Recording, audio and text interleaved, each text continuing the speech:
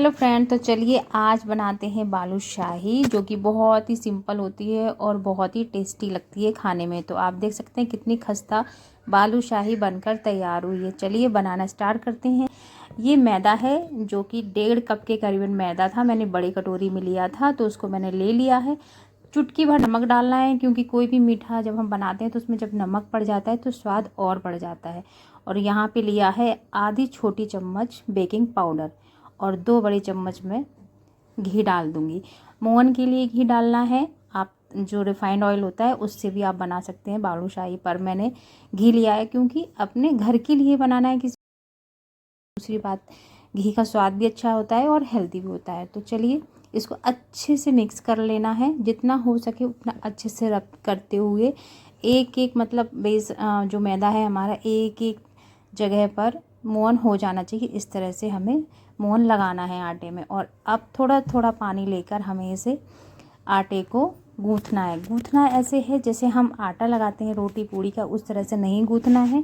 ये हमें सिर्फ ऐसा करना है कि जो आटा फैला हुआ है, बिखरा हुआ है, वो सब एक साथ हो जाए, बाइंड हो जाए, ना कि हमें आटा लगाना है। तो इस तरह से आटा इकट्ठा करना है पानी डालते हुए। आँख फोड़ती है काटती थोड़ी है, आँख फोड़ती है काटती थोड़ी है। और यहाँ पर एक पक्षी आ गया था हमारी बालकनी में, तो हम सब देखने लगे थे, बच्चे और हमें। तो यहाँ पे देखिए आटा मैंने इकट्ठा कर लिया, बाइंड कर लिया। बस इसे ज़्यादा मसलना नहीं है और इसे ढक के रख देना है 10 से 15 मिनट के लिए।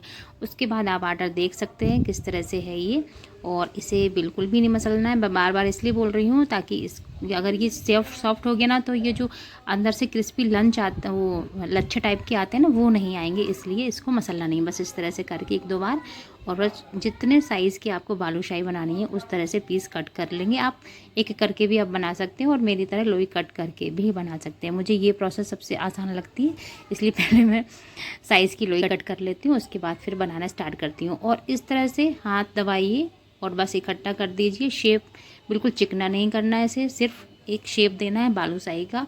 और बीच में होल ज़रूर करिएगा, सिर्फ दबाना नहीं है। होल करेंगे तो अच्छे से ये अंदर तक सिक जाएगी, अंदर का पार्ट भी, और क्रिस्पी बनेगी हमारी बालूशाही। तो चलिए सारे जितने भी हमारे गोले हैं या लोई हैं, मैं उनके सबके बना लेती हूँ।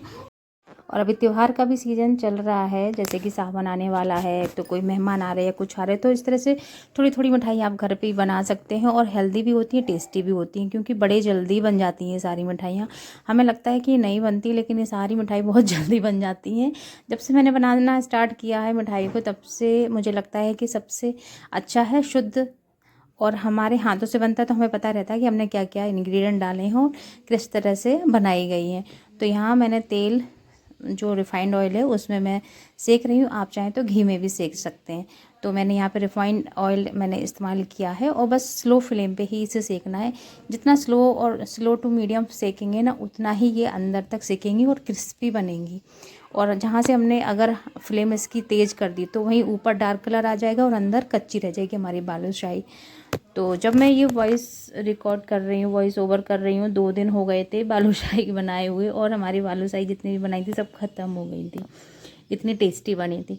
और यहाँ देखिए सेक लिया है, और बस इनको निकाल लूँगी। यहाँ देख सकते हैं बालूशाही अच्छे से सिक गई है, क्रिस्पी। और मैं अब जो नेक्स्ट है ना, वो भी मैं डाल दूँगी।